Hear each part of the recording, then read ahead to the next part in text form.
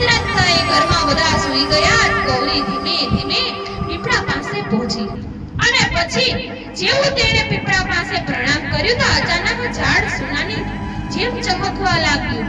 પીપળાના ઝાડમાંથી દિવ્ય સીડી બહાર નીકળી. આકાશમાંથી શંખનો નાદ સંભળાયો. આખું પીપળું ધીમે ધીમે ધીમે આકાશમાં ઊંચે જવા લાગ્યું.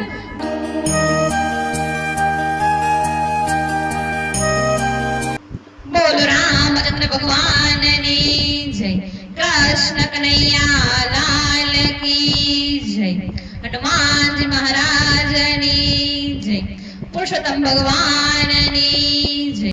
તો ચાલો, અધિક માસ ચાલે છે તો આજે આપણે પુરુષોત્તમ ભગવાનની વાર્તા કરવાની છે, સાસુઓની. સૌરાષ્ટ્રના એક નાના ગામમાં એક મોટું સંયુક્ત પરિવાર રહેતું હતું. ઘરમાં સાસુ જશોદાબા, બે દીકરા અને બે વહુઓ હતી. મોટી વહુ રમીલા ખૂબ ઘમંડી અને આળસુ હતી, જ્યારે નાની વહુ ગૌરી ખૂબ ભક્તિવાળી અને શાંત સ્વભાવની હતી. ગૌરી રોજ વહેલી સવારમાં ઉઠી ઘર સાફ કરતી, ગાયને ચારો નાખતી અને પછી ગામને બહાર આવેલ જૂના પીપળા પાસે જઈને પુરુષોત્તમ ભગવાનનું નામ લેતી. તે પીપળા નીચે એક નાનું મંદિર હતું, જ્યાં વર્ષોથી કોઈ જતું ન હતું. ગૌરી ત્યાં દીવો કરતી અને આંખો બંધ કરીને ભગવાનની પ્રાર્થના કરતી કે હે પુરુષોત્તમ ભગવાન, મારા ઘરમાં સુખ આપજો, મારી સાસુને સારી બુદ્ધિ આપજો અને મને ભક્તિ અવડગ રાખજો. પણ સાસુ જશોદાબાને ગૌરીની ભક્તિ કરવી ન ગમતી. એક દિવસે સાસુ ગુસ્સે બોલી, આખો દિવસ ભગવાન ભગવાન કરે છે, ઘરમાં ધન આવ્યું, સોના વસ્યા, માત્ર સમય બગાડે છે. મોટી વહુ પણ ગુસ્સી, પણ ગૌરીએ ક્યારે જવાબ ન આપ્યો. તે દિવસે ગામમાં પુરુષોત્તમ માસ શરૂ થયો. ગામના સંતોએ કહ્યું, આ માસ જે સાચા મનથી ભક્તિ કરશે તેણે ભગવાન પોતાની કૃપા જરૂર બતાવશે. ગૌરીએ નિશ્ચય કર્યો, આખો માસ ઉપવાસ, રાત અને સેવા કરશે. દરરોજ રાત્રે તે પીપળા પાસે દીવો કરવા જતી. એક રાત્રે ભારે પવન હતો, આકાશમાં કાળા વાદળો છવાયેલા હતા. ગામના લોકો ઘરમાં બંધ થઈ ગયા હતા, પણ ગૌરીના હાથમાં દીવો લઈને પીપળા પાસે પહોંચી ગઈ.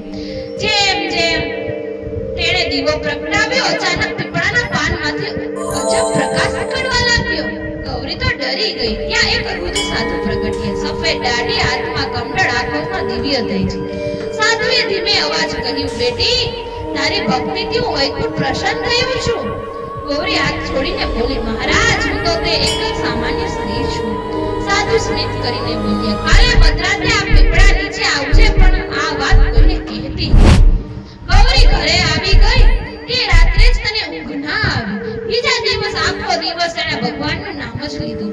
મધરાત થઈ, ઘરમાં બધા સૂઈ ગયા. ગૌરી ધીમે ધીમે પીપળા પાસે પહોંચી અને પછી જેવું તેણે પીપળા પાસે પ્રણામ કર્યું તો અચાનક ઝાડ સોનાની જેમ ચમકવા લાગ્યું. પીપળાના ઝાડમાંથી દિવ્ય સીડી બહાર નીકળી. આકાશમાંથી શંખનો નાદ સંભળાયો. ગૌરી આશ્ચર્યમાં પડી ગઈ. ત્યારે જ એને સાધુ ફરી દેખાણા, પણ આ વખતે તેઓ સાધુ ન હતા. તેમના શરીરમાંથી અજબ પ્રકાશ નીકળતો હતો. ચારે હાથમાં શંખ, ચક્ર, ગદા અને પદ્મ. ગૌરી સમજી ગઈ, આ તો સ્વયં પુરુષોત્તમ ભગવાન હતા. ગૌરી ડરવા લાગી. પ્રભુ, ભગવાન બોલ્યા, બેટી, તારી નિસ્વાર્થ ભક્તિથી હું પ્રસન્ન થયો છું. આજે તે વૈકુંઠ દર્શન કરાવું છું. એટલામાં પીપળાના પાનમાં હવા ફરવા લાગ્યા. આખું પીપળું ધીમે ધીમે ધીમે આકાશમાં ઊંચે જવા લાગ્યું. ગૌરી પીપળા પર બેસી ગઈ. ગામની બહાર આકાશમાં અજવાળું દેખાયું. કેટલાક ગામ લોકો જાગી ગયા. તેઓ ચીસો પાડવા લાગ્યા, અરે, આ પીપળો આકાશમાં ઉડી રહ્યો છે, અરે, આ પીપળો આકાશમાં ઉડી રહ્યો છે. ઘરમાં સાસુ અને મોટી વહુ બહાર આવી ગયા. તેમણે જોયું કે ગૌરી પીપળા પર બેઠી છે અને આકાશ તરફ જઈ રહી છે. સાસુના પગ કંપવા લાગ્યા. થોડા સમયમાં ગૌરી એક દિવ્ય જગ્યાએ જોઈ, સુવર્ણ મહેલ, ચારે તરફ સુગંધ અને દેવતાઓના ભજન. આ તો વૈકુંઠ હતું. ગૌરીની આંખોમાંથી આંસુ વહેવા લાગ્યા. ભગવાને કહ્યું, બેટી, દુનિયામાં ઘણા લોકો ધન માંગે છે, પણ માત્ર ભક્તિ માંગતી હતી, એટલે તો તું આજે અહીં છે. ગૌરી બોલી, પ્રભુ, મારે કંઈ જ નહીં જોઈએ, માત્ર મારા પરિવારને સુખ આપજો. ભગવાન ખુશ થઈ ગયા. તેમણે ગૌરીને એક દિવ્ય કમળ આપ્યું. આ કમળ ઘરમાં રાખજે, જ્યાં સુધી તારી ભક્તિ રહેશે ત્યાં સુધી ઘરમાં દુઃખ નહીં આવે. થોડા સમય પછી પીપળો ફરી ગામમાં ઉતરવા લાગ્યો. સવાર થતી હતી, ગામના બધા લોકો ભેગા થઈ ગયા. પીપળો ધીમે ધીમે ધીમે પાછો જમીન પર આવ્યો. ગૌરી નીચે ઉતરી. તેના હાથમાં દિવ્ય કમળ જોઈને બધા આશ્ચર્યચકિત થઈ ગયા. સાસુ તો રડવા લાગી. અરે બેટા, મને માફ કરી દે, હું તારી ભક્તિને સમજી નહીં. ગૌરીએ તરત સાસુના પગ પકડી લીધા. માં, તમે મોટા છો, તમારો આશીર્વાદ મારા માટે બધું જ છે. તે દિવસ પછી આખું ગામ બદલાઈ ગયું. લોકો રોજ પીપળા પાસે દીવો કરવા લાગ્યા. સાસુ પણ હવે ગૌરી સાથે ભજન કરતી. અને કહેવામાં આવ્યું છે કે આજે પણ પુરુષોત્તમ માસના કેટલીક રાતે પીપળામાંથી દિવ્ય પ્રકાશ નીકળે છે. અને જે સાચી ભક્તિ હોય છે તેને શંખનો અવાજ પણ સંભળાય છે.